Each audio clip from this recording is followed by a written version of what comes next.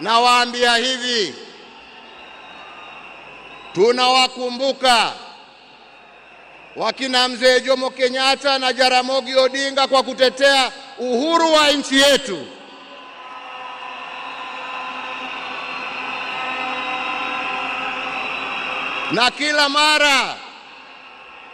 Na kila mara tukiimba wimbo wa taifa tunasema tunatalinda uhuru wetu na damu yetu na jasho yetu.